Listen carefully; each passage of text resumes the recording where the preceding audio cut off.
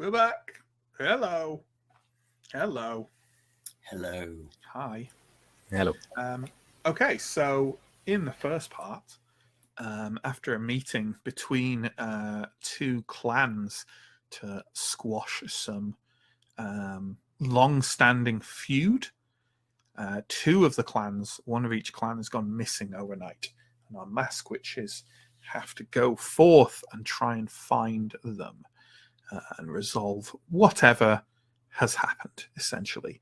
And as the day starts to proceed, the sun rises properly, but is quickly hidden behind a veil of cloud, and ahead of you is a stretch of foggy moorland that bridges the gap between the marshland of the Snake Clan and the highlands of the Oryx Clan. It looks something like that. Fog clinging to the ground, massed clumps of moss and vegetation causing odd hunched figures to seemingly appear on the ground ahead of you as you try and make your way forward. It is really quite hard to maintain a focus on the direction you're going, look for any signs of the two ahead of you, and just generally try and maintain a sense of where you are. And as that is happening, let's go into order of play, shall we? For navigating your way through this trek through a foggy moorland. Tatapek, how are you trying to sort of help this track? I gotta say, it'd be difficult for me to figure out a way that you are not bad at this. So I'm okay. I've got some strats. So I am because I commune with the dead. And I do so as with many things in this kind of like musical way. I can keep I can keep rhythm well. Okay. And my intent is that even though this kind of environment is pretty unpleasant as to travel through, I'm intending to try to block out the unpleasantness by enduring pain and thus keep the rhythm, and so make sure that we stay on the bead net that has been laid out, because that is the most important thing. Because obviously we've been told if we lose track of where we are, that would be a really bad thing, because even this bead net is not like fully sufficient for this area. So I'm trying to like maintain focus is my main, and make sure that we are absolutely following the thing to a T in terms of that is my intent. Does that count as being good at enduring pain? Or I think that's perfectly reasonable. Yeah.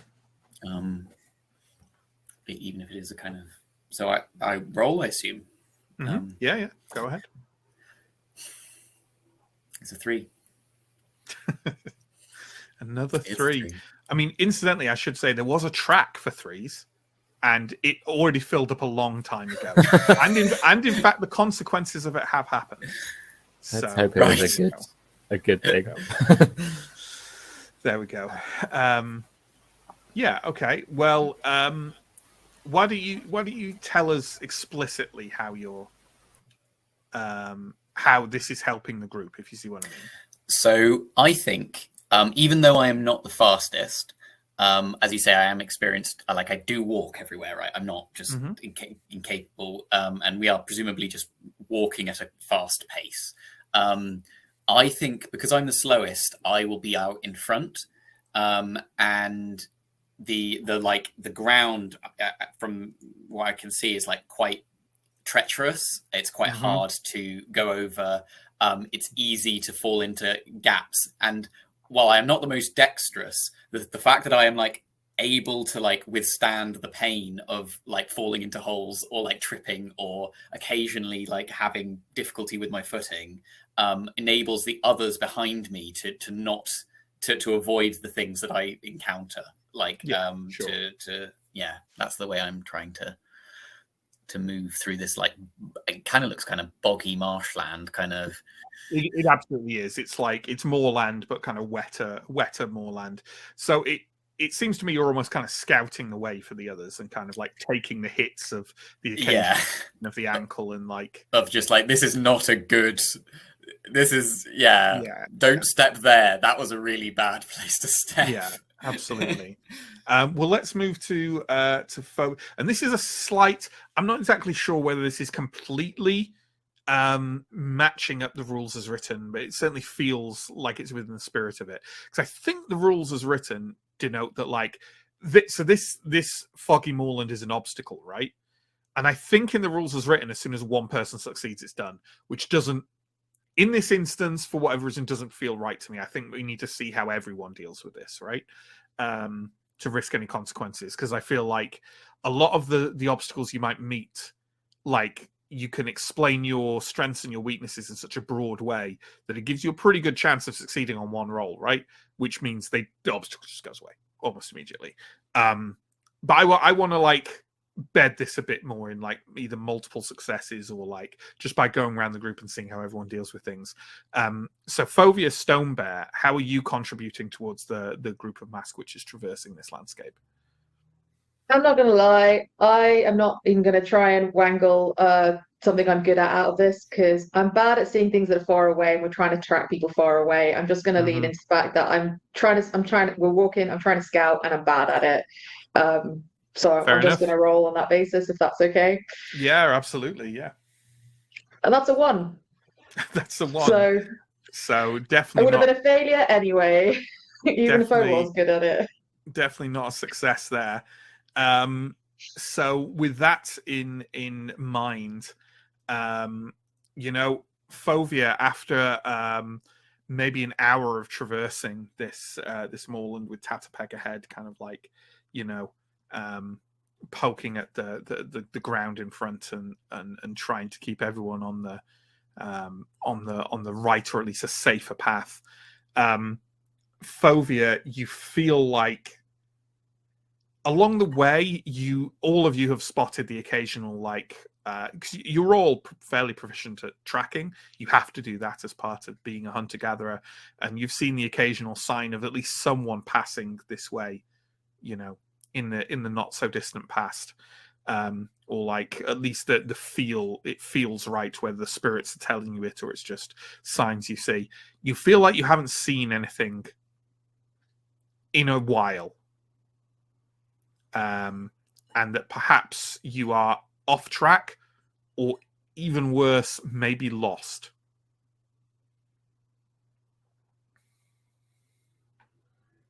Yeah, I think that's fine.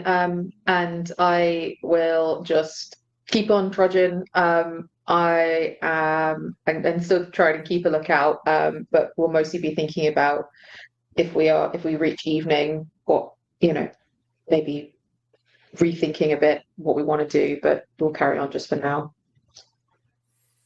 Okay. Iboli Slowhair. Have you mentioned this to anyone else? The thoughts that you might be off track?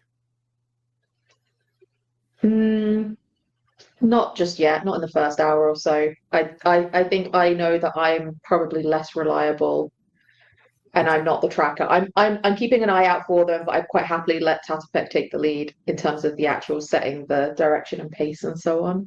Sure. Okay, Iboli, how are you? This is the situation you find yourself in. How are you dealing with this? I think to help the best that Iboli can, he will be wearing his mask of identifying plants and trying to look for, I guess there are plants that are more likely to grow in like boggier, wetter areas that are going to be harder to pass through. And we'll be trying to look out for them as we're, coming up, and trying to direct us to avoid, let's not go through the middle of a huge bog where there's bog plants. Let's go where there's the plants that grow in kind of more solid, earthy ground rather than the wetland. Yeah, absolutely. Well, why don't you give us a roll for that then? Okay. And also tell us what your mask of plants looks like.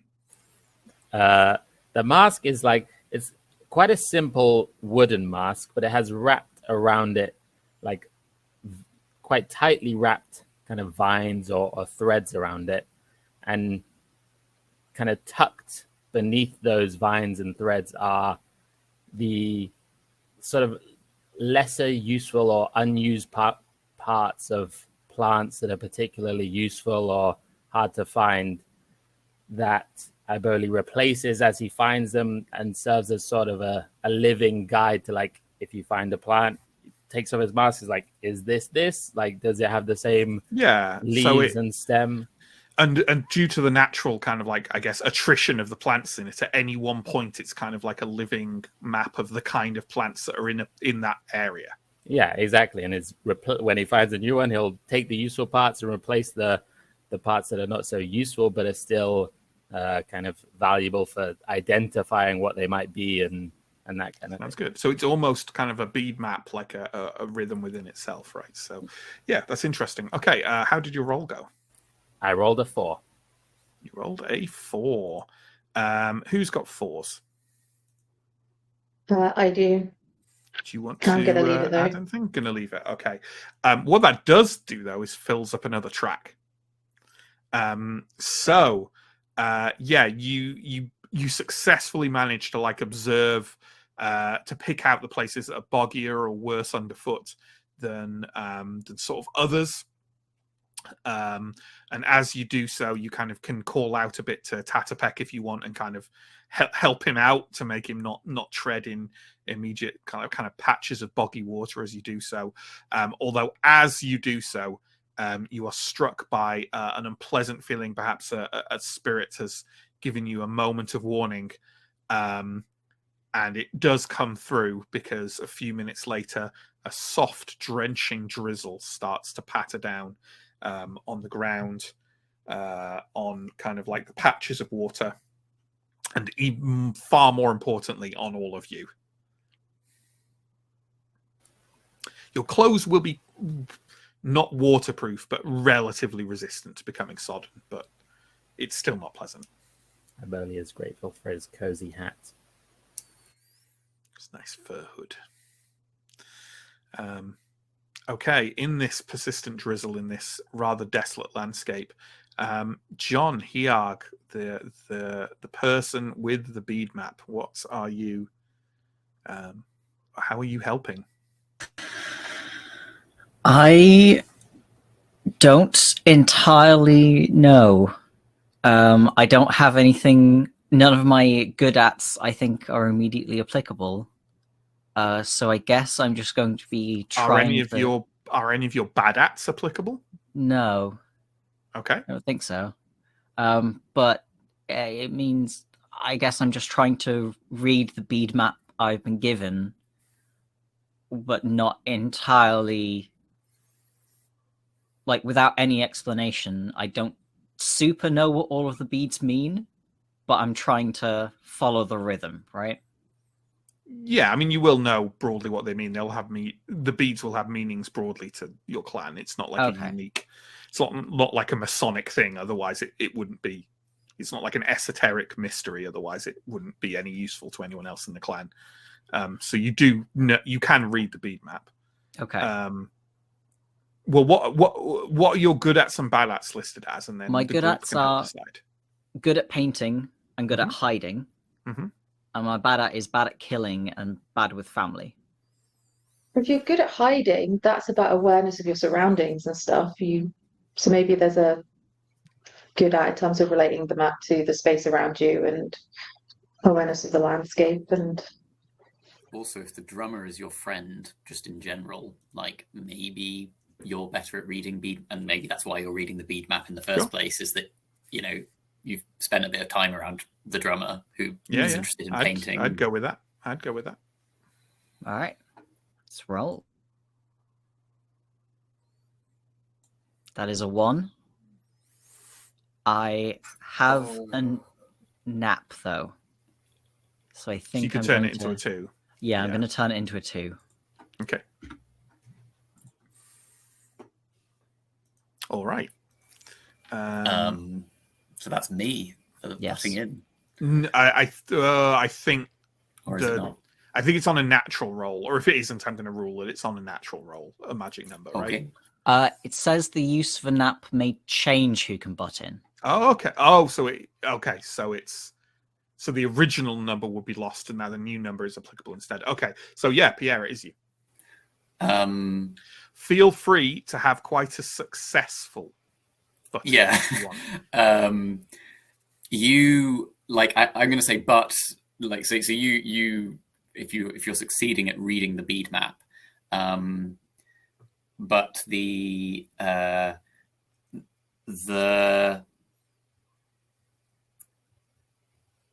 maybe it's just that on the way we encounter some small animals or like bushes with berries in that are like a surprising treat of food of some description that we can like nourish ourselves with on the way. It's just like a nice you know what you find as you're traveling through this landscape, and Hyag, you almost like stumble over them, which would have been possibly painful because they are brambled. But you basically, as you're reading the bead map, you realize that you have stumbled into like a little like cluster of bracken and brambles that is littered with dewberries, which are basically kind of very related to blackberries and raspberries. Probably quite good to eat on them for some energy while you're moving. And can almost ignore the like dampness and drizzle that is like weighing me down. Sure. Absolutely. Nice. Okay. As I said, from kind of Fovia's kind of consequence, it has been a while now since you kind of found any tracks, and you're not exactly lost, but this is rather an expansive bit of foggy moorland. You can see the hills over on kind of like your left-hand side, and the marsh extending where the moorlands drop to your right. But knowing exactly how far you've come is a little challenging. And as I said, there's the fact that there's no sign of any track for the past while. Does anyone want to leap in out of order of play and try and locate those tracks again?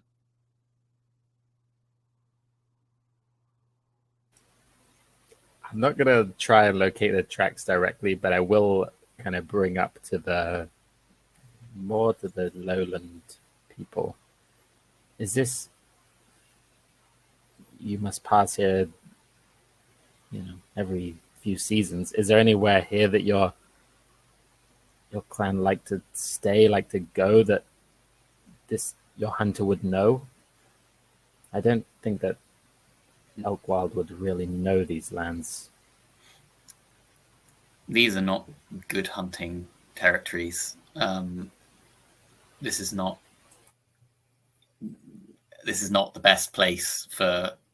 As you can see, there are no animals. Wait, where are the tracks? Because it was an animal track, right? That we were. Yeah, it was. No, it was people tracks. Actual people track, right? Yeah, no. But yeah, there are no animals here. This is not where Wolfarm would have known. I don't think. I don't visit here often. The only place nearby is it is a few kind of like walks further ahead. There is a like a cave, quite a large cave that allows for some shelter. Any member of either clan who pays attention during their travels across the Lake Song would know that it's nearby and would know that it would provide shelter.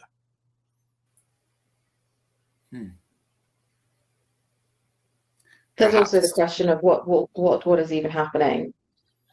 The tracks have gone? Have they gone? If Wolfarm had vengeance in mind, should we?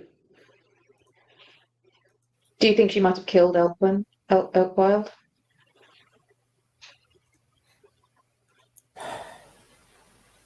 Are we Even looking for if- something that we can't find?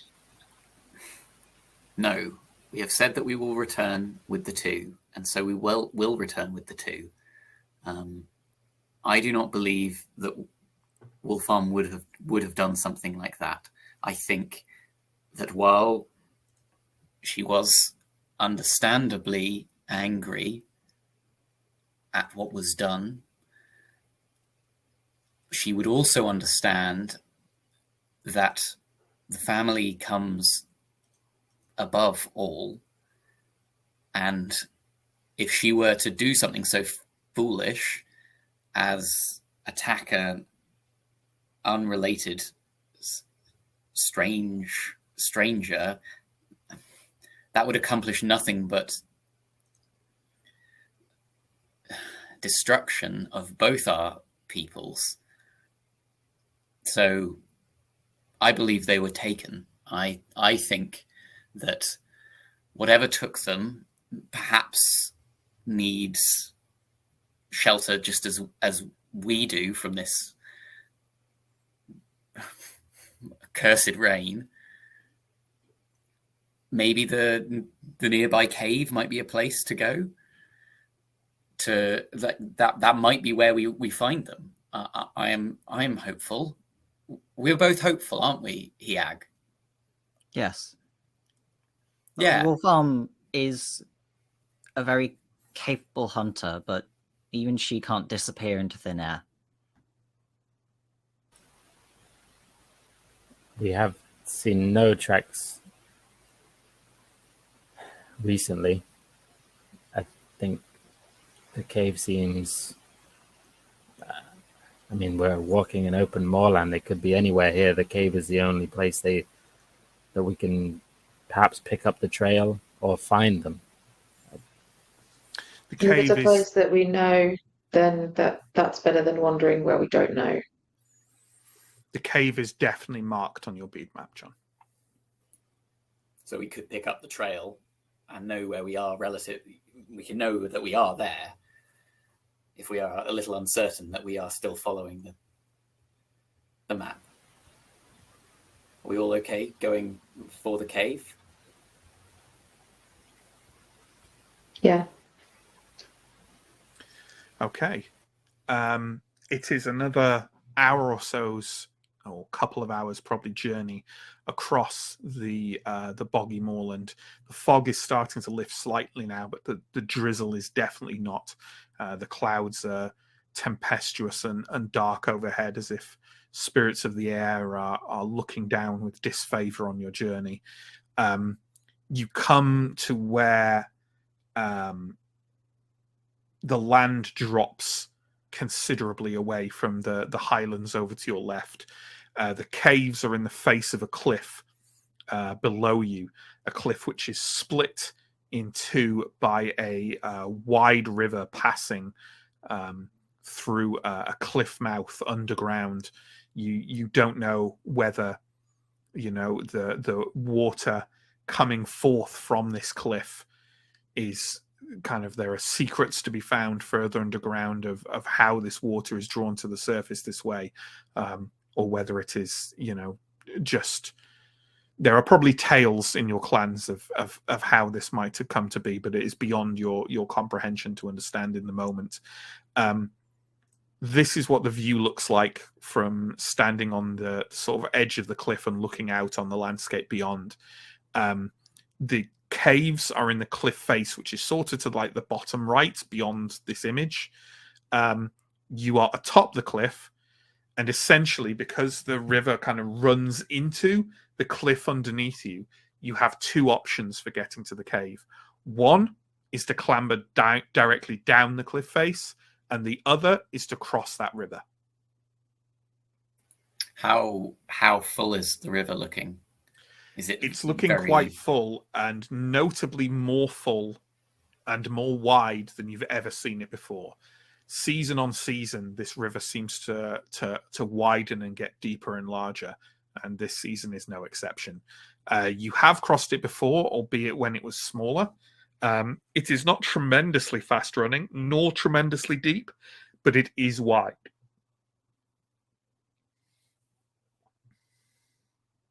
Matt, what would we, in terms of like typical, like I'm assuming we've just brought with us the kind of normal packs we would have, like, we're fairly nomadic, right? Like, we travel a lot.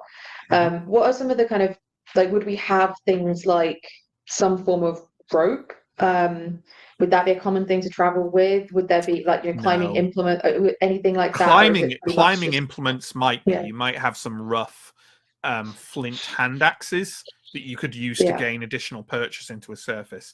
In terms of rope, like, you definitely have the capability and wherewithal as a culture to make rope, but traveling with enough of a supply of resources for a length of it enough to make any difference in this circumstance, Yeah. possibly not much. If you want a short length of rope, such as that one person might tie themselves to another person, Yeah. that would be reasonable. But I would also flag that while that can be done for safety, it can also be dangerous.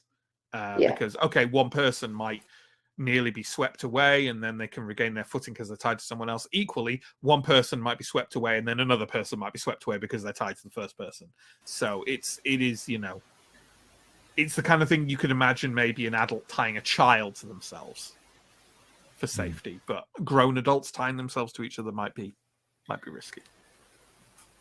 I think that personally, I am not strong at either of these, but I would say that I am more comfortable crossing the river. They don't call me Lakefoot for nothing. So unless you fancy trying that slippery cliff. Matt, would it be fair to say that climbing might be more natural for us as like the Highland clan? So Yeah, I was just gonna I'd say- say for sure. Yeah. We're far more accustomed to You climbing up in the hills. can split up and do, like, one of you is definitely more used to wading in water as well. You can split up and do the different paths if you want. Yep. I barely would say we've always climbed these rocks. The river seems wider and more dangerous than ever. You really think you can cross it safely? Of course. I look nervously at here. Yeah, You it'll don't be look fine. certain of that. Look, that no one is saying that anyone is scared of the cliff. I think you're scared of the cliff. I am scared of the cliff. You have seen through me. And rightly so. It is raining. It is damp. It is sharp. We will take the river.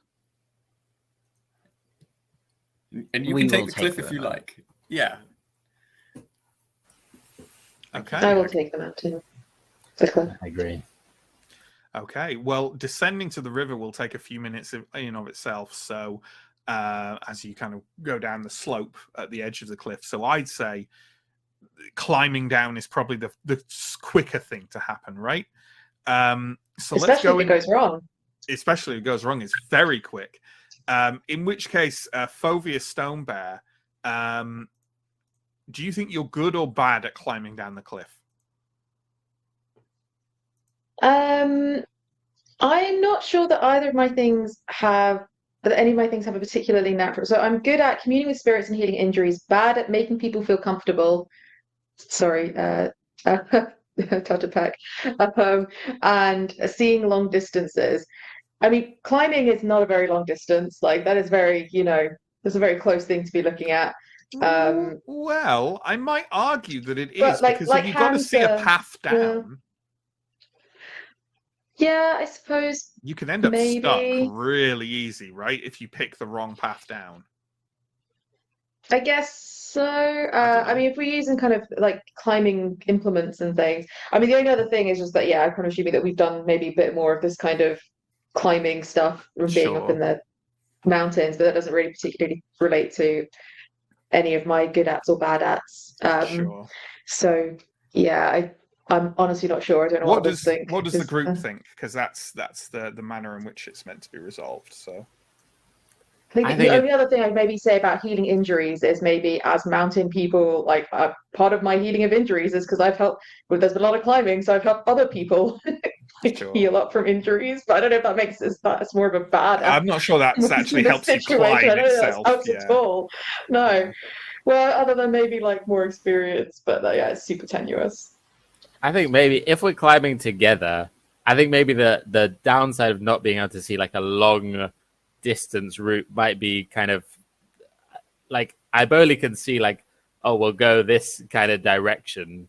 I don't know any more than that. But I think like so long as you go first. Yeah, like as long as we're working together a bit. Why would say that? I mean, how is Iboli at this? I don't think Iboli has anything that really would say that he's good or bad at it. He's from the Highland clan, like maybe that he's tool-ish, so he can kind of reach further, holds, but nothing in particular. I guess, I mean, to the extent that he's good or bad at anything, I'd lean towards good just because he's from the Highland clan and like. There aren't like mountain goats in this region, right? No. Just thinking. Should have gone to the river. You could have spoken to the fish. Oh well. Pull us across. I don't know. I mean, we're both tall mountain people. Like, yeah. Does that help, or is that not enough? Well, you know what? I'm going to split the difference here because we can't really see. I don't think we can really see a way forward. So I'm going to be unfair and just use the lack of long distance vision as the splitting the difference.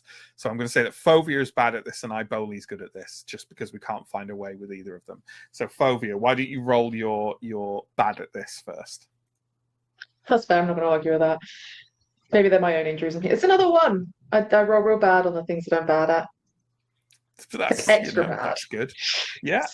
Okay. In which case, what I do now, just so people know, by the way, I then roll for the consequence. So I basically roll to see if the consequence kicks in, which it does on anything but a 1, basically, or anything but it's a most chance anyway. I'll just get the exact answer to the question. It's anything other than a 1. So I will roll that, and yes, it does kick in. Okay. So the consequence, which you can narrate the extremity of and like what exactly happens, Inga, is you slip and are hurt. But that's all. Anything could be held. A multitude is within that statement. So it's up to you to decide what that means. I think maybe partway down I'll slip. And then I'll find a way to kind of catch myself, but in doing so, I'll have kind of torn some gashes along the kind of sharper bits of the rock across my arm. Maybe as I've kind of gotten Scrabble to kind of find something, I've managed to kind of find a hook. But yeah, I maybe found my footing somewhere, but like just effectively like like given it a good bash and it's hurt the ankle or something. So I'm not going to be a bit slowed down, and I've got some light wounds to resolve. Once I get down to the bottom, it probably slows me down for the rest of the way as well. Yeah, that's fair enough. Iboli, you see this happen to Fovia. I think we said like you're ahead, right? Because you're kind of like trying to spot where to go first. Yeah. I will call up. You okay? Can you make it down from there? Yes, I can keep going. Okay. I bet will look for the safest possible route rather than go for any kind of speed from that point on. Absolutely. And why don't you give me your roll then, please, Sam? It's a 3. Okay. Of course it is. It's so rigged.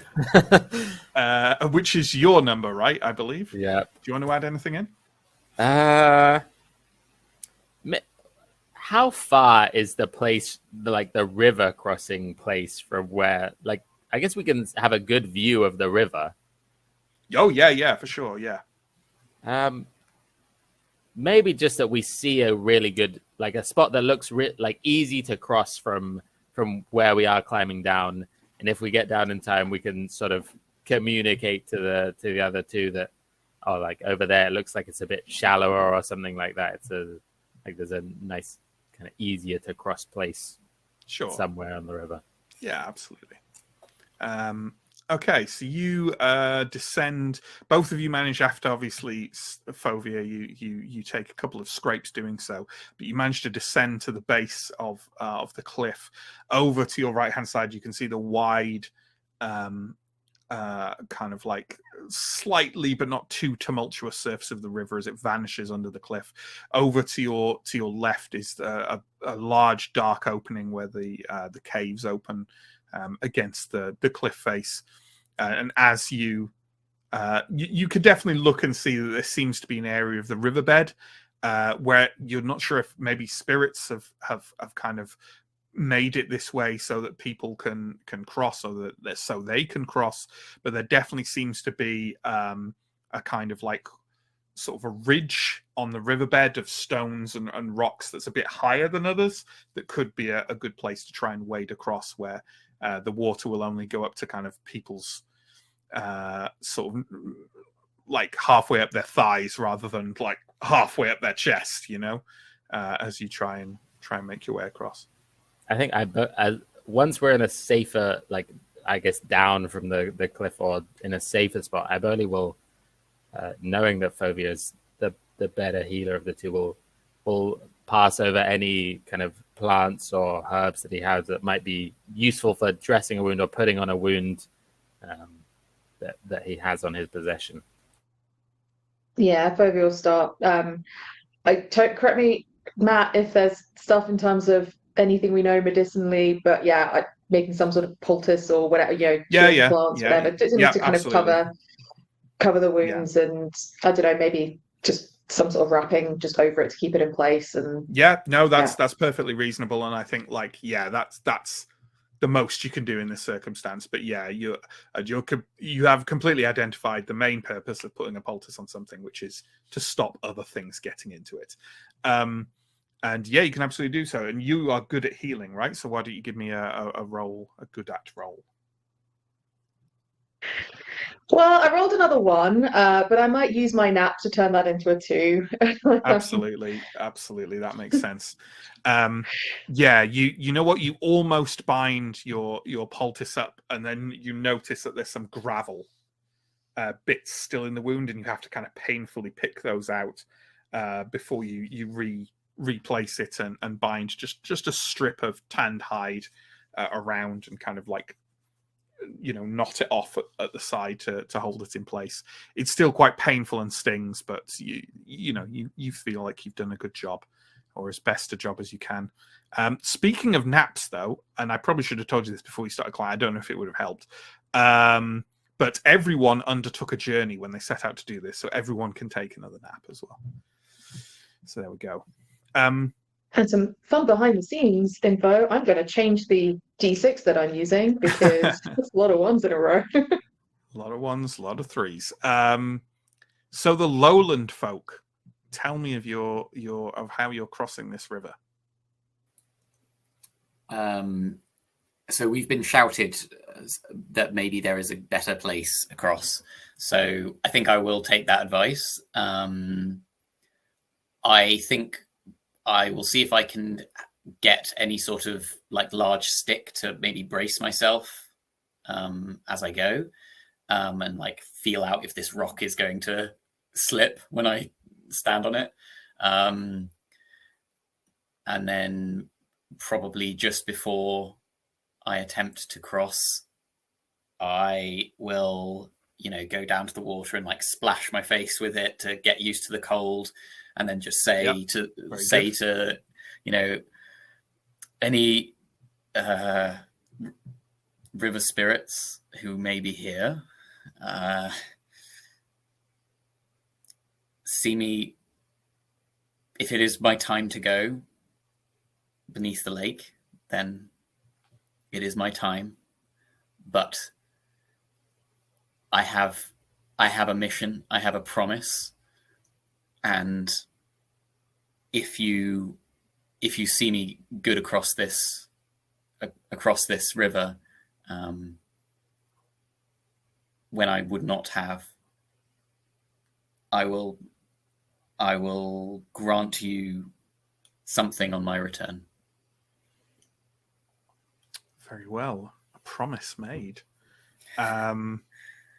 Okay, do we think you're good or bad at crossing the river? Because I think there's something on good and something on bad. Because I think not being able to run means you're not very good on your feet. Agile. But you can endure pain quite well. And crossing an ice-cold river is painful. And I believe the rules say that if it's good and bad, you end up good. Oh. I think. Yeah.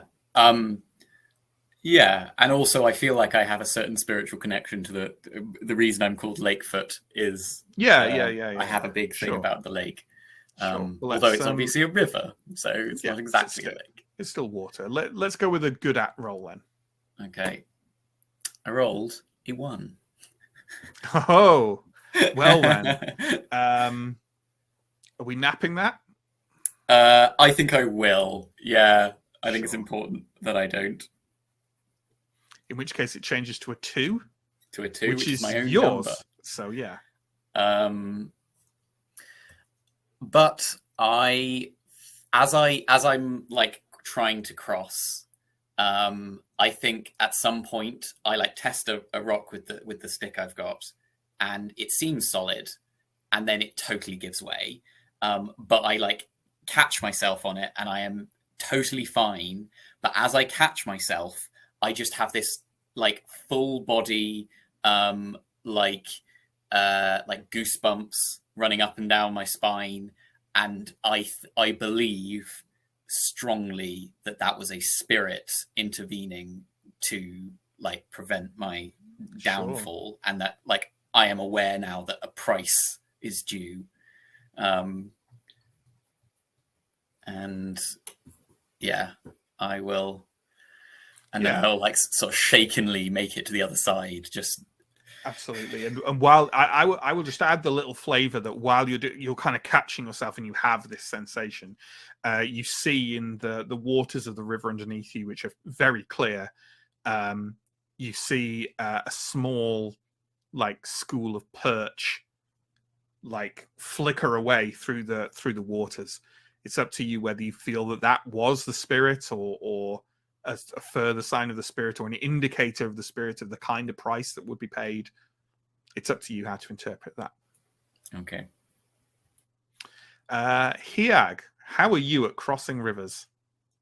I don't have that I'm specifically bad at it, but I can't see an argument why I'm good at it. So I guess that means I'm bad at it. Yeah, that's kind of unclear, to be honest. In there, I mean, what are your good ats and bad ats? Good ats are good at painting and good at hiding, and bad at is bad at killing and bad with family. Yeah, I can't see a link in any of those. I think there's also like in your description, if there's anything in your like nature of you that makes sense that you'd be good at it. Yeah, not that's really. The fallback. I would be tempted to say that I'm probably bad at it because of my good at. And as I'm crossing the river, I'm maybe slightly more concerned with preserving my pigments than I should be. Oh, you want to get out of the situation? Out of the water. No, that seems fair. Well, why don't you give us a bad at roll then, please?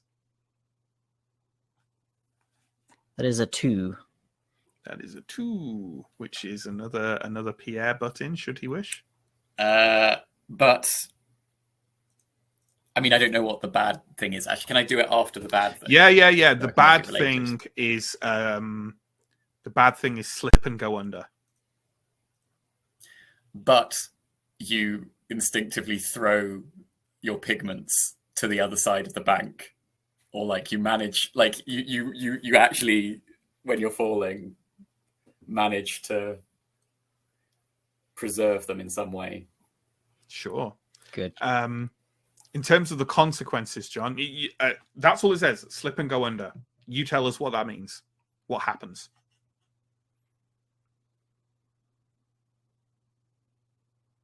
What does happen? I think I God. Other than slipping and going under and getting like a lung full of water.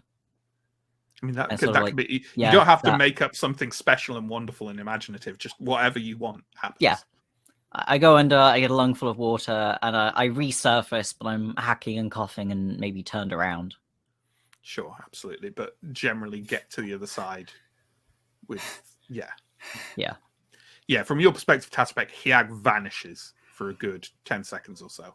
This is not your price. But then he comes back up, and I try and I'm starting to wade out, but you've already made it, and I sort of, help you up. I'm sort of splashing around, probably still like bits of pigment washing off my clothes. It's like, Dad, a peck. And like Gave me a fright flailing there. out. Oh, Get me to land. yeah. Your pigments are fine. Good. You need a better survival instinct. I am a lot more resilient than some of those pigments. Yep. And I just sort of slap you on the back a bit and try and help you cough up your lung full of water. Absolutely. So, you're now ashore, Iboli and Fovia. You're probably already standing there. You were probably standing there when Tatapek kind of came to the other side. And all of you are slightly, well, we have someone slightly battered and someone slightly drowned, but otherwise safely. Now near the open cave mouth, which is honestly looking alluring because the drizzle has not stopped. Matt, in terms of so obviously fire is quite an important thing, right? Would we like travel with like, I don't know, like at least kindling or something? Like, would that be a kind of common thing in the packs, or is it the kind of thing you'd need to also? I mean, obviously, especially because it's drizzling, right? Like it's Yeah, everything's no, gonna be a wet small bundle of unless dry you carry wood. it. A small Yeah. bundle of dry wood, or if you wanted a sustained fire, a small bundle of actually slightly wet and mossy wood would be good. And of course, for fire starting, I mean, you are a people who use flint for a lot of things. Yeah. So, starting a fire, having a fire starting little supplies with you would not be out of the ordinary now. Cool. So I take it you're going into the. Are we going into the cave and looking around and maybe starting a small fire there? Dry ourselves off. I would very much like that. Absolutely. Well, it was Fovia who mentioned it. How good do you think you are at starting fires, Fovia? Sorry, the reason I was particularly asking about that was that I was thinking I might try to commune with spirits. And in my mind, the way in which I would do that is by a fire, essentially like the first possible communion with spirits I had was in the sort of fever post-injury that kind of led me to being a Maskwitch. And so really kind of replicating that kind of sense of feverishness. So the heat of the fire and maybe with some like herbs or something that just help like induce a bit of that sort of like lightheadedness kind of feeling. So that's what I was going to propose was basically setting a fire, but also trying to take that time to commune and get a sense of, I don't know, like tell me if two things is not, it isn't so okay. There's two things I'm kind of curious about. One is, do I get a feeling that spirits are driving this, or that like these actions, like the two missing people, or that the missing people are attracting spirit? Like is this a conflict that's attracting spirits? Like I kind of wanted to get a bit of a sense of that. Like is this attracting them, or is it being driven by them? And also just a general like, is there nearness of spirit? Like is there something nearby? Those are the kind of two things I was kind of curious about. If I can just sort of pick, maybe if you let me know if I should just pick one. If I want to Sure. I think we've come a bit of a way from roll to see if you can make a fire. I feel. Oh yeah. Sorry. Well, sorry. That's true. That's where we started. So, well, that was the reason I was thinking about doing a fire. So, given that is part of my sort of ritual around communing with spirits, which is a thing that I'm good at, I think starting a fire Sure. would also be a thing Well, I'm good at. shall we That's where do that started. first? Yeah. Let's start there. Yeah, that's cool. That's a 4. Okay. And 4 is 4 is mine. Mine to button. So I don't think I've got anything. No. fair enough. Yeah, so the entrance to the cave is very large, and when you step inside, it's kind of dome-like, with even with the kind of slightly faint light from the overcast sky, you can see ahead of you a number of kind of natural tunnels at the back of the cave, running even deeper. None of you have ever kind of like ventured into those before, but they are kind of like, notably there. It seems that this cave perhaps goes deeper, much deeper than just this entrance chamber. And as you sit down, fortunately the drizzle hasn't soaked through to the fire, making kind of flint and scraps of wood at the base of your pack, and you manage to start a small. It will have to be a small fire going, just like a little, like you'd have for like like a small little, like a little campfire cooking kind of size, right? And as you do so, obviously, like the light starts flickering around on the walls of the stone cave. You said that you wanted to kind of like try and commune with spirits in order to find out how involved spirits are with the situation. Is that the kind of idea? Yeah, well, so it's either like, like if they're sort of the cause or if they're a consequence of this, conflict, and or depending on if it's too much, like if I can sense any nearby, like if it feels like we're close to spirits. Sure, yeah. Well, why don't you go ahead and give me a good at roll?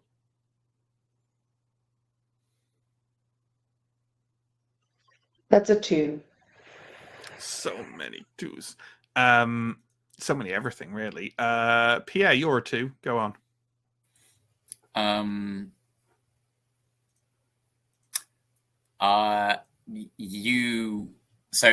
This is a success, right? It is, yeah. Okay. But remember, it's a but, not and the results of this are. Yeah. So the but will be, but a spirit has, like, the attention has been drawn of something. Let's say that. But something has its attention drawn to you. Or you get that feeling. Okay, yeah, sure. So, a number of things. First of all, your mind, as it wanders, as the heat, even the small part of the heat kind of washes over you, and you feel like kind of that heat wash against your face, and your hair drying, and your clothes getting tauter as they heat up against your body. Your mind is cast back to what Fishlong said, something calling out there past the water. Why would they just leave and go this far for no reason? You feel like if it was just vengeance that Wolfarm was after, why would she travel so far to accomplish it? Maybe not. The other thing that Tatapek mentioned there, something has drawn your attention. I'm going to make that very explicit as you're sat there, like, kind of like, in my head, you're kind of cross-legged, like almost leaning over the fire and kind of letting it bathe you. Hiag, Tatapek, and Ibolia maybe just kind of making sure everything's dry and kind of like all going near. A noise emanates from the back of the cave, from beyond in those tunnels. At first, just a kind of like a noise of maybe distant motion echoing through the tunnels, before a distinct huffing noise, and then a kind of odd barking sound echoes from deep within the tunnels. Something is there, and you have drawn its attention. Perhaps it's ire. You don't know. Is that something that I sense in my vision of descriptions, or is that something that the others can also hear and notice? Oh, everyone can hear it. Okay. But it's just, it feels odd to you that it happened as you reached out for guidance or warning from spirits. Also take a nap. Okay. What was that? A spirit. It's near. I think we're in the right place.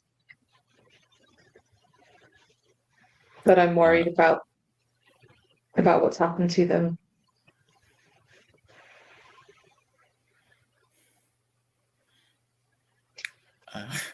I will sort of steadily, but like slowly back away,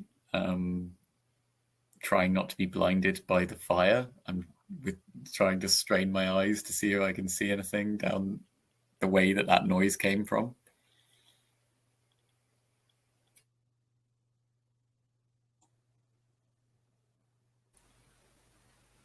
Nope, nothing. Yeah, no. It doesn't I was waiting to see what other people might be doing. To be honest. I am going to hide. I'm going to pull on my hiding mask and find a dark corner to hunker myself down in. Okay. Iboli?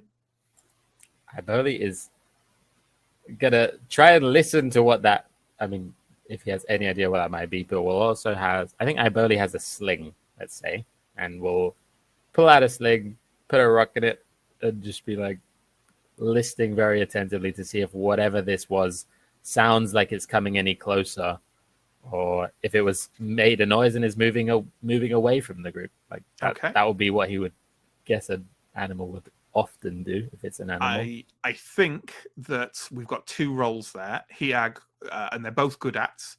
So Hiag and Iboli, go ahead and make some rolls, please. Okay. It's a 5. Okay. And you're the 5, I believe. So do you want to butt anything in? I can't think of anything off the top of my head. Okay. You find a kind of dark cleft at the side of the cave and kind of withdrawing. I want to hear what this hiding mask looks like. It's a piece of driftwood. A piece of driftwood stained dark brown and black. And if you look closely, it's more like a mottled thing as a camouflage. And it's got a line of dark fox fur from just cover my chest, basically. It almost looks like a beard, but it's... Sure. Yeah, absolutely. Iboli, how did you do? I also rolled a 5. Okay. John, do you want any button on that? I'm assuming no. No. Iboli, you're not one to doubt the provenance of spirits, but that sounded an awful lot like a bear. Okay. Having said that, being in a cave with a bear is not ideal. Yeah. It's not much better than a spirit, if at all. Do I know enough about this cave to know if there is is this a cave complex? Like, does this go really far back? Is it just like a little hollowed out area that's not going to go very far? And you don't know a lot about it. You know that various clans in the area will use it as shelter. And you've been here a couple of times before and have seen the tunnels. No one ever, as far as you know, really goes back in those tunnels. So you honestly don't know. There's no taboo against it or anything. It's just why go looking? Yeah. You know? I probably will say firstly, knowing it's a bear will just put his sling away. That's not going to help me. And secondly, we'll say to the group, that sounds like a bear. I don't know how far, but perhaps we should leave the cave and let it leave if it wants to leave. I don't know if looking at Hiag and Tatapek. Well, at everyone. Wait, where is Hiag? Speaking of Hiag, True. you've kind of backed away into this cleft at the side. It's not quite a tunnel, but it certainly leads to a slightly more open area behind you as you glance around. And as you glance around for a second, the dim light from Fovia's fire washes over behind you, and you kind of start in surprise as behind you see that at some point in the past, some people have left this painting on the walls that turns and writhes in the flickering light from the fire that Fovia has set into odd, twisting, malformed figures that look distinctly not human.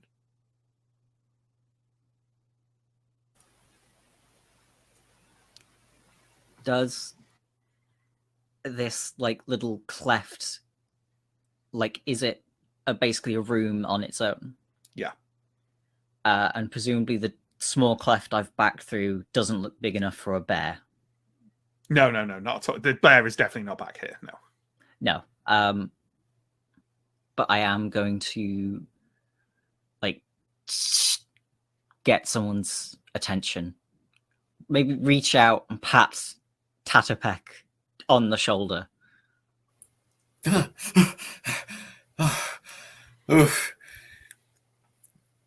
Tatapek is not scared of anything. The bear can't come this way. The bear can't come this way? In the cleft. I found a... Oh, is it? I think What I'm that saying John is- asked. I asked whether the room with the cave painting in is a separate area, and whether I think a bear would be able to get to that area. Oh, that's not what I heard at all. Sorry. Oh. Yeah, the bear could totally get there. Yeah. Oh, then never mind then. Okay. I But don't did you understand how the bear might not get there. Because Just in it was my head it was small. a narrow Oh, gap no, that I it's slid not. through. No, it's Okay. Never mind then. Hiag, you. Wow. That is impressive. I guess I can I sort of see the thing flickering behind? Yeah, you? yeah, sure. Yeah. What are these? I don't Who know. painted this? Bring some fire through. See if we can take a better look at it. Okay. Huffing and growling now noise gets louder. Oh, The bear has not gone. The bear is still making noises. I think we might need to leave. If we're not prepared right now to face a spirit, we should leave. Okay. Hiag, I think we have to go. okay. We'll come back. Maybe. And I head sort of slowly towards the entrance of the cave, trying to keep an eye on. I'm trying to back out as opposed to walking forwards. Yeah, that makes sense. I will also start backing out. Okay. Yeah. Agreed. Getting out of the cave. Sure. You re-emerge on the river shore, kind of in the soft drizzle. You hear more kind of huffing and barking noises inside, but they kind of die down as evidently the bear becomes aware that you have gone. And presumably Your the fire is still Yeah. your fire is still kind of dying down on the interior of the cave. What time of day is it at this point? Maybe sort of early afternoon. Okay. We still need shelter. That we can't stay in there. Definitely to rest for any period of time with a bear or a spirit. Either way. I only caught a glimpse. Hiag saw better, but there was some maybe spirit painting in that cave. Perhaps I'm not sure who would have done that. Would this have been painted by your family? Yeah, no one's done any cave painting. None I of don't us. think so. But if there's warning of spirits, we should study that in case it gives us some useful knowledge. I'm quite certain now that there's something that did draw Elkwind and I've forgotten the other person's name now. Wolfarm. Wolfarm, yeah, that's it. Elkwind and Wolfarm out here. There's definitely something, and Fishlong's words. There's something in that. I think they were drawn here. He said something about past the river, past the water. I don't know if that's this place, but I felt something. It felt like I connected to something, and that's when the noises started. As you say, a bear. I'm worried it's a spirit, and if it is, then we could be in great danger. We'll need to prepare for that somehow.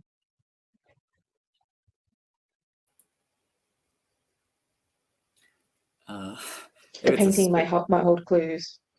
Maybe. Whether it was a spirit or a bear, I think we went in there quite. I don't think any of us were expecting to find anything like that. Perhaps if we wait a while and go in more quietly, we can get to where Hiag found the painting without it noticing.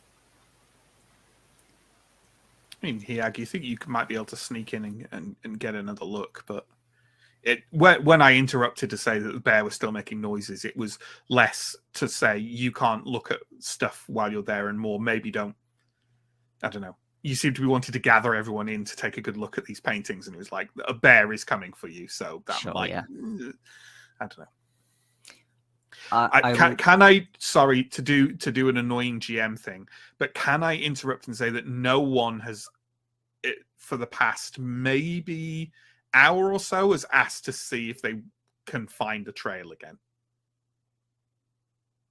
or any sign of their passage, including in the shelter that you headed to see if they'd taken shelter there. Yeah, that was going to be the next thing up, and then a bear started coming our way. Yeah, sure. Yeah, I get that. But maybe maybe I could sneak back in and take a look.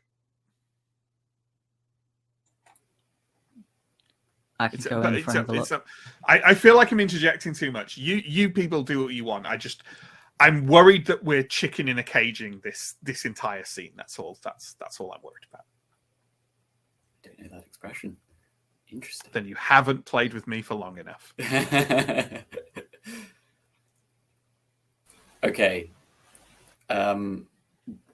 Yeah. Maybe it was. I would like to see those I would like to see those paintings if we think it's safe now. I don't think it's safe unless you think you can sneak past a bear. Right, so Matt, right? So we weren't like too deep in, right? We can still see the fire and stuff. Like, no, yeah. It's not right bear, like right there, right? No, yeah. It was right at the entrance. It's just a bear further in. Like, you think you could go back in as long as when you went in, you were talking, you were lighting fires, you were like, you think if you snuck back in, you could probably take a quick look around without, rousing the bear again. Yeah. Okay. Yeah. So I would like to do that. Okay. Do you think you're good at sneaking into caves and not rousing bears? I know. Yes, I thought about picking that exact skill. And the last minute just changed my mind. Perhaps always the way. Hiag could give the mask of hiding. Hiag can indeed give the mask of hiding. Do you trust these Highland folk? I say a little bit too loudly.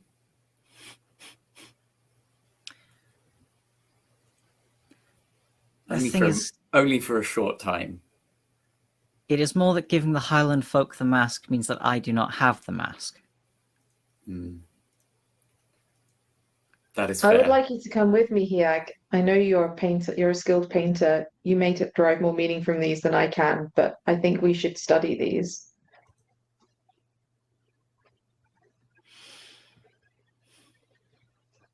I think we'd be foolish to ignore the wisdom that others have given us. I think you're right. All right. For now, I will place the mask over Favia. Okay. Then you are good at hiding. Cool. I was super hoping you were going to come with me, but that's good. I am coming will with you. try and- You're just going on Oh, ahead. you're coming with me. Okay. All right. Fair enough. Canary in the cave. Sorry, I did roll. Is that okay for sneaking Yeah, in? yeah. Yeah. And that's a 4. Okay. Who's a 4 again? That's Inga. me. Okay. Yeah. Do you want to add anything? I think I was just like, I managed to sneak in well enough, but that's partly aided by the fact the fire is starting to dim down now, so the light is not as good as it was, Yeah. earlier. Yeah, sure. Yeah, so are you specifically heading for the paintings, right? Yeah. Okay. So you kind of creep in. You can hear some distant kind of shuffling noises down the tunnels, but they seem to be kind of like quite far away from where you are now. You navigate your way to the cleft that Hiag that they crept into, and heading in, even with the very dim light from the fire now behind you, you can see the kind of twisting, odd paintings on the wall of the cave. The first thing you notice, they do seem to be quite old. Like they are definitely not fresh. Not fresh. Definitely not fresh. But you do also see on the floor of the cleft what seems to be a relatively recent small fire. Okay. Good to know. Yeah, I think I'll try and examine the paintings as best I can. I they're not seeing long distances. I know they're not like super far away, but especially in the dim light and stuff, I'm going to assume that's probably a bad app for me in terms of trying to, study these paintings and see if there's anything that I can figure out. Although, the only other thing I'm thinking is whether it's worth trying to relight that fire that's down here and kind of combine this kind of like looking at the paintings with another kind of communion with spirits. But that, I don't know, maybe it also feels a bit risky. Last time I did that, something came up. No, I won't do that. I won't do that. I don't, will I? You'd definitely be able to get a better look at the paintings if you did. Go for it. Oh, all right then. Yes, I will do that then. Especially if there's like remnants of a fire, hopefully you can Sure, yeah. Well, finish making that back up a little bit more quietly. Yeah, we've already established that you're good at lighting fires, and you're also wearing a mask of hiding. So I'd actually like 2 checks. One to see if you light a fire in here, and one to see if you can do it quietly. Okie doke. Fire first. That's another 4. Now this one's 4s. Okay, so that's a success. And quietly is a 6. Yeah, absolutely. You quietly delve into the fire making gear that's still in your pack and manage to spark a small flame relatively quietly and look around you as the figures on the wall of the cave writhe and twist. And as you do so and enter into that sort of heat-induced trance that you do as you attempt to commune with whatever spirits this represents, or whatever spirits dwell in this cave, in this area of the land song. Could you give me another check, please? But this is communing with spirits, which you're already good at, so go ahead. I guess I'll say as well, like, and to do that, I will take off the other mask and really, put on my other mask. But you don't think I described before? That's a 5 on the dice, by the way. But this mask is larger than the other one and kind of like I guess at a distance, maybe sort of shaggier, almost looking like it's kind of longer, kind of twisted pieces of like bone and shell and kind of like even like dried bits of like fungi and plants and things, but everything that's kind of some sort of like whitish or ivory kind of color. So it's quite like almost ghostly, but over time everything's starting to fade and kind of turning a little bit yellow in places, like either just from the sun or from decay or whatever. So it has this very like off-putting kind of vibe, as a main way I would kind of describe it. But yeah, so I set the Mask of Hiding down beside me, or if Hiag has followed, we'll hand it directly back to then put this other mask on, and then yeah, that's a 5 on the dice. Sure. Okay. Sorry, I've lost myself a bit there now. Yeah, sorry, what were we doing? So I'm now looking at the paintings in a and communing with spirits again to try and interpret the paintings we see on the wall. Sure, yeah. So as you enter into this this kind of trance marked out by the spirits kind of, or this depiction of spirits kind of writhing on the wall, a couple of things kind of make it through the sensations you're undergoing as the heat washes over you, and the memories of when you were fever struck, and the, it's fair to say, quite disorientating flickering images painted on the wall. One is that you have a memory of traveling in this area before. The memory strikes you of walking beyond this river, beyond this cliff, and out into a fenland beyond, where water runs in rivulets across the land, rivulets that have been growing year on year until you feel like the entire place will be taken by the water into a lake, into an inland sea. And then beyond that, the deepest parts of the marsh where your clan has never set foot, where you assume that the lowlanders know better than you, but a widespread water-logged landscape crowded with trees whose roots kind of wriggle and writhe above the surface of the water, twisted like broken limbs. If something called from beyond where the water is, it would be beyond there. And also, as you gaze at the writhing figures on the wall in the firelight, something stands out to you. Something almost seems to kind of coalesce into a recognizable figure for a moment. Something with odd distension and something that doesn't look quite human, but near enough to send a thrill of fear running up your spine. And for a moment, it almost seems to come into sight, a kind of figure looming overhead with sharp, distended objects crowning its head that almost seem, but not quite, to represent antlers. And then it's gone.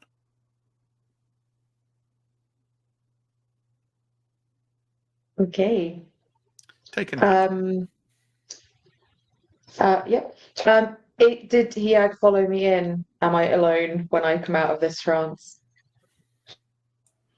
Would I have been able to? Do you want me to roll following him in? I would have intended to do so. Yeah, but you didn't have your mask, so it would have to be a...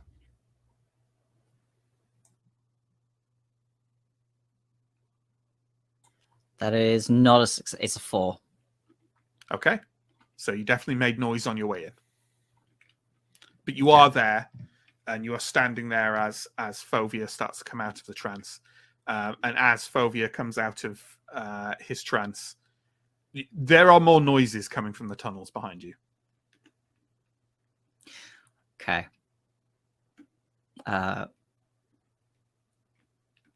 Fovia, I think we have to go.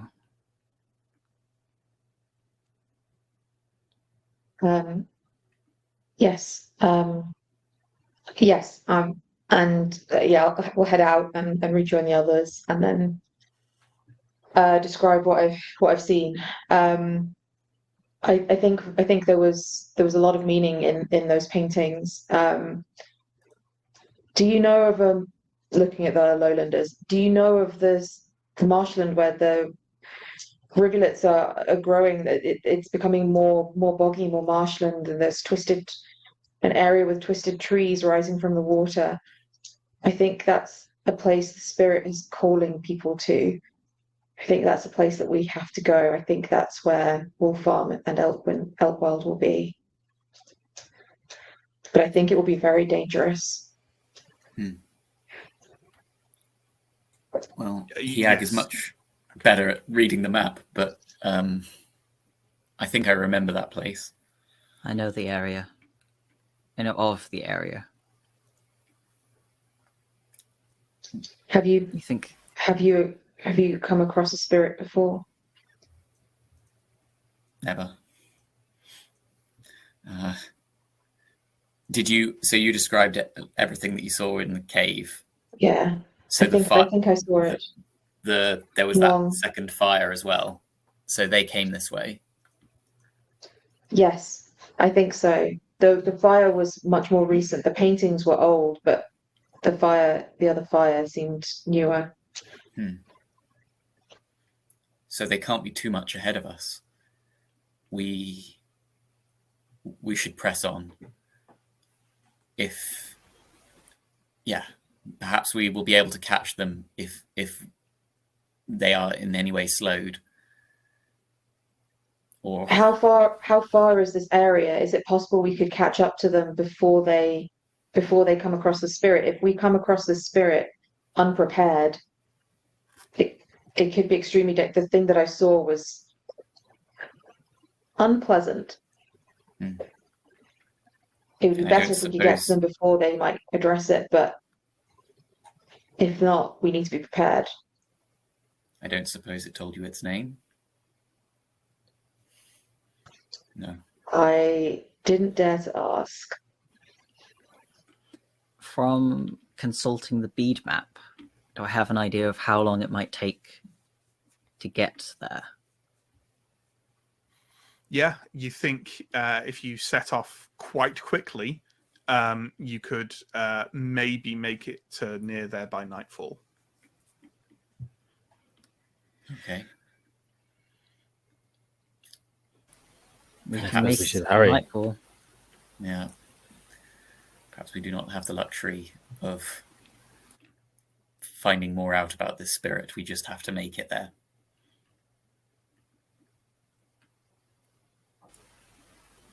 We are Maskwitches. We can handle this. I think as Fovia says, the best idea is to reach them before they reach the spirit. Okay. I think I start trudging off, knowing I'm the slowest. I will follow along behind Tatterpuck. Sure. So you start traveling away from the river, and almost immediately the landscape kind of like alters away from the moorland you were traveling in back up over on the cliffside into something much more like a very broad fen that's a good deal wetter than what you were traveling in before. Ahead on the horizon, you can see the kind of twisted shadows of where woodland has sprung up, which the lowlanders among you will know. It sounds like the area that Fovia was describing. I don't want to kind of get us bogged down, as it were, in traversing this landscape as much as the other one. So why don't we just does someone want to volunteer for being someone who might help us cross this fen in some way?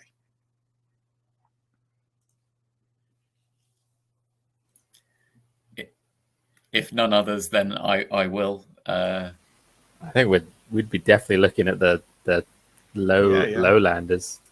Yeah. Yeah, absolutely. Yeah, I'll try and again, but because I'm actually trying to now do a sort of forced march, I am going to try and again do it via enduring pain. And actually, I don't think I've described the mask that I wear when I'm No, I don't think you have. So go ahead. So yeah, it's a mask made of like woven reeds, and into the reeds, if you look close, like it looks very plain, but if you look closely, you'll see that there are thorns woven into it, and to hold the mask is painful, to wear the mask is painful, but it draws attention away from all other pains, and it allows you to focus, and that is the intent of it. So I place it on my face, and now let us see. I rolled a 1. I have rolled a lot of 1s. Beautiful. I'm going to use a nap to make that a 2. Hey, there we go. You are a hero. Which means you can add a butt if you want. I can add a butt. I'll just say, but my face is actually pretty badly scratched up by this, and I am like, when I remove the thorn mask, I actually am bleeding a fair amount. My face has a bit of blood on it, and like, fair enough, getting in my eyes. Well, for a moment, you were very worried that a mist seemed to be rising over the fen as you were traversing it, but it was dispersed almost as soon as it arrived. You see on the image there where like the clouds crack open for a moment and light kind of shines through, and the brief amount of extra warmth it provides on the ground surface of the fen disperses the mist somewhat, and you are again traveling through clear air until you reach the edge of the woodland on the other side. And when I say woodland, I don't want to give you the false impression that it's much more pleasant than the fen, which you've been traveling through. I have an image of it here. This is where the woodland starts. The ground underneath is still boggy and marshy, but the trees kind of writhe and twist into odd shapes that almost look like they've been, they're spirits who've been locked into the wood in some kind of everlasting torment. It is not a pleasant place. It is foreboding and threatening. And each of you, as you approach the edge of the fen and the edge where the fen and the woodland meet, you get a unpleasant chill running through you, and a sense of impending threat. Is this what the spirit showed you, Fovia? Yes. Keep your wits. The spirit itself looked very like this. Keep your wits. Can't imagine this is a place that your clan comes lightly. Not by choice. And I sort of grip one of my amulets tight, hearing in preparation. Sure. Can we look around again to see if there's any sign of tracks? Sure. Who is doing that? And are they good at it? I mean, I would, but I'm definitely not good at it. Sure. So I can roll, but just I was bad at roll. Yep. It's a 4. So that's me. I don't think I've got a butt. Just failed. Absolutely. I think that's fine. I don't think there's any particular consequences for that. So, are we proceeding into these trees? I Yes. can't see any sign of the trail. But this does feel like the right area based on my visions. I think we're in the right place. Perhaps following what you saw in the dream is the way forward. Well, what I saw in the dream is, I think, the way to the spirit. I think it's that same spirit that's been drawing Wolf Farm and Elkworld to this place. I don't think it's possible we could have overtaken them. No. They had half a day at least ahead of us, so they must be further in. Yes.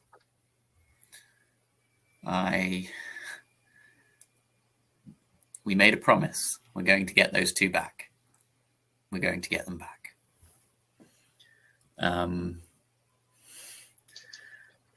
You should promise to try rather than promise a result. That sounds like we'd be setting ourselves up for failure. Hardly a promise at all. I started walking as soon as I said that. Okay. These hill folk. Although I do Okay. appreciate the help. Are others following Fovia into the trees? Yes. Absolutely. Okay. It's worth emphasizing that the image I showed you, the ground looked a bit more solid than the fen. It is not, and it is getting worse and worse as you traverse into it. It does not take long, about just a few minutes in to striding through the trees, when almost at the same time, all of you catch a glimpse of a human form laying strewn across a harder piece of ground ahead of you. Even kind of when you first glimpse, it is quite easily recognizable as a tall woman with long hair and a scarred arm and a broken spear at her side, who is laying prone at the base of one of those curl twisted trees.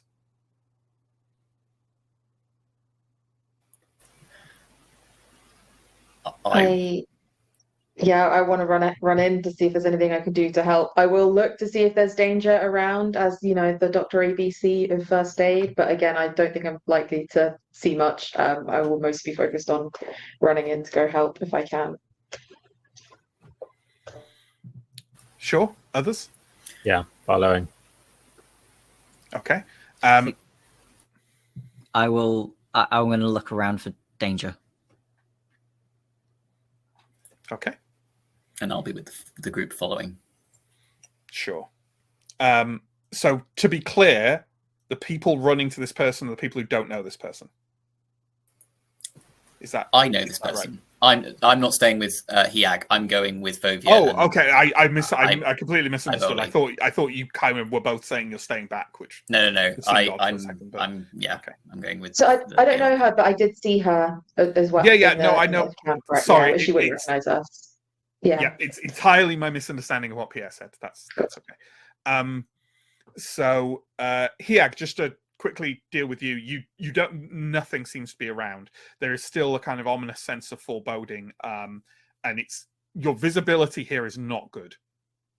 Like the trees are close together. The light is dimming to a certain degree, and you can't make out any sense of actual threat in what you can see. You just feel it, okay, like a vibration in your chest. The other three of you make your way quickly to Wolfarm, who is lying on the ground. Fovia, you don't see. There are no open wounds on her form, but immediately you can see that kind of like part of her clothing has been like torn, and is like there's a big rip all over her like back and her shoulder, and you can see as soon as you get nearby that her torso is just twisted in a very odd shape, and you can see like where the bones of her back are folded in an odd way, and all the flesh and skin is discolored, and you have this person is mortally wounded.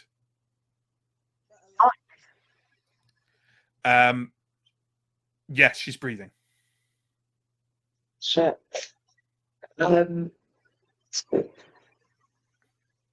I mean, this is beyond a poultice. I'm just trying to think if there's like anything that would be even worth trying. Oh no, this person is you Not at cannot all. help Like this it's person. No, you cannot help. no. Is she awake?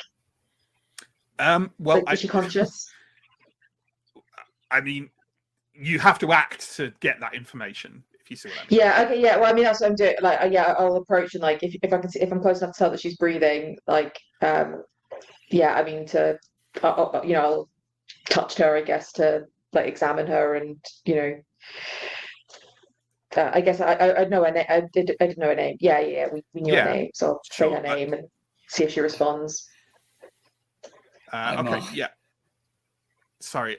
Can people let me know when they're finished talking? Sorry, I'm really struggling because people keep jumping in and what Pierre, what are you doing? Sorry. I am going over to her and trying to say, Okay. Aymar, are you... Both of you seem to be doing the same thing. I'm going to need a bit more clarity because people keep kind of jumping in and being very dominant with what they're doing, and it's like I need to know Sorry, I'm probably being very confusing.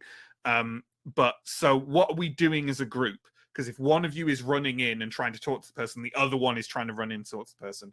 Like, is there any order in what is happening? If you see what I mean, do we think as a group? I think Fovia would be first because he was running ahead and I was following. So I think I would be second. Okay. Iboli, what are you doing? I mean, I think following, and once we get there, I mean, I would see the wolf farm is this badly hurt and probably look around for any clue as to what in the area may have caused this, if there is any. Okay. So Fovia, yeah, you've run over to where Wolf Farm is lying prone. Tell me what you're doing.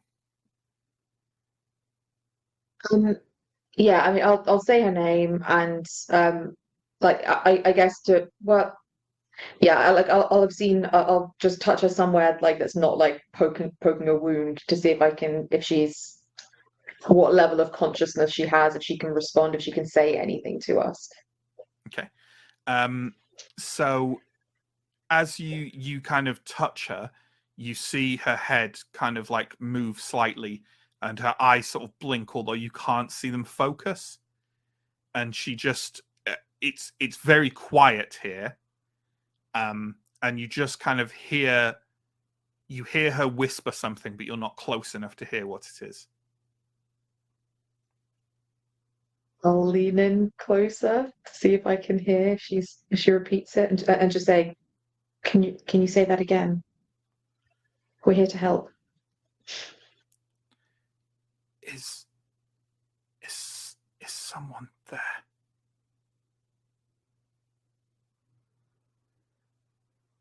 Who are you? Highlander. A witch. I can't see.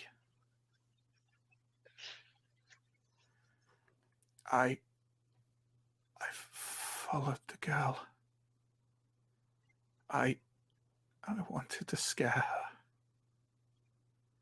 but she kept going. I thought I should bring her back, and then something in the woods. It cast me aside like a pebble. I can't feel my legs.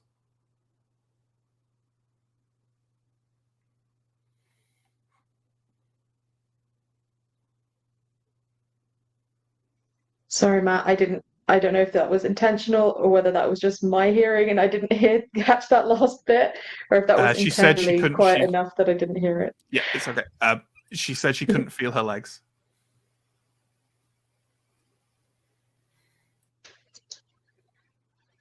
Is Elkwind still? She went further in. I don't know.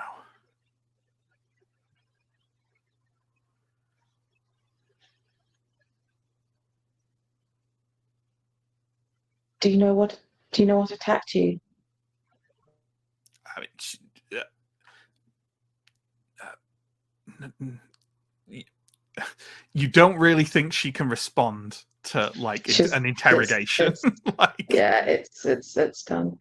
I will step back and quietly relay this, but at more of a standing height to the other two.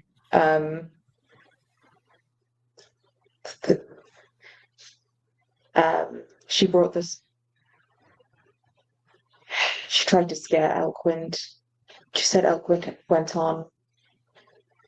She wouldn't turn back. I think Elkwind was being called by this other spirit. She might still be alive. I can't do anything else for Wolfarm.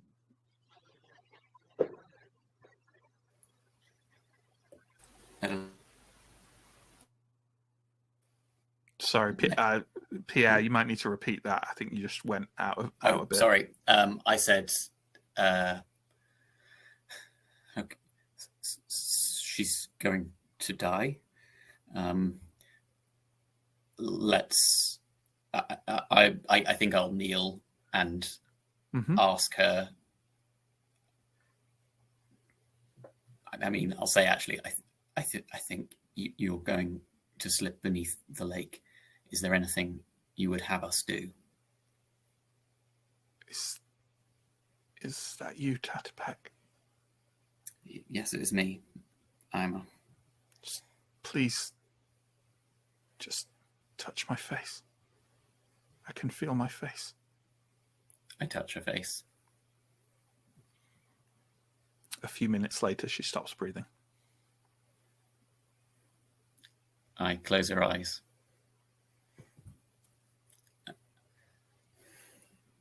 I shake my head. I look back at the other people and I kind of shake my head. Abelia kind of places a hand on Tatterpack's shoulders. He's kneeling down. We've already lost too much to this spirit.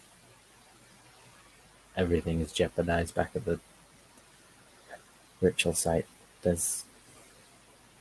We need to find out what. I don't know if maybe she's possessed by this spirit or being drawn by it, but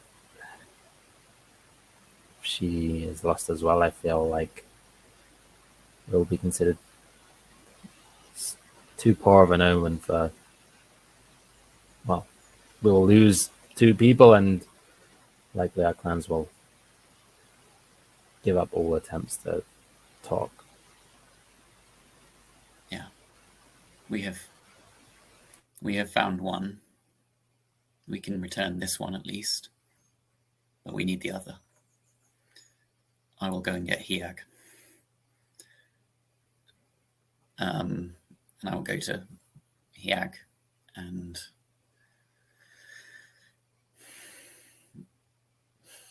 she died.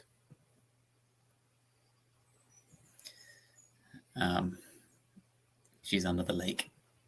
We need to find the girl.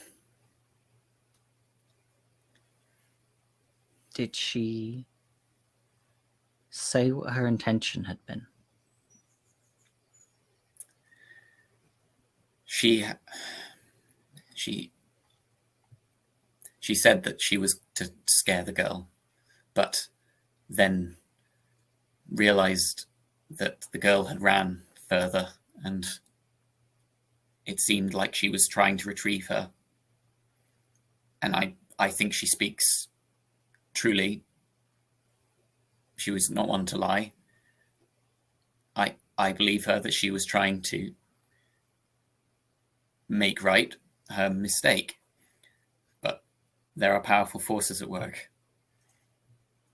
And I think that part is the part we take back to the tribe.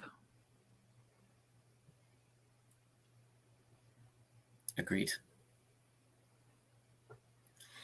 Now let's find Data. So, further into the trees? I would like to try and see if I can pick up any trails from the clearing that we found IMR. Yeah, sure. Are you good or bad at it? I'm bad at it. Then roll at But being it's bad worth at a it. shot. No, it's a 3. Okay. Yeah, you don't find a trail. You said that it felt like if we rushed here, we might get here by nightfall. Is it starting to get dark now? Yes. I mean, it's not Yeah. dark, but the sun is definitely going down. Yeah. And if it's boggy here, this is not a good place for like setting up camp anyway, is it? No. Yeah, I think I we need to worry. go on Okay. and then get Um, out of here. Yeah.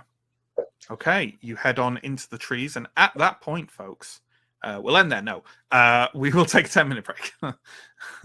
So we will step away for 10 minutes. Please join us again after that. Bye.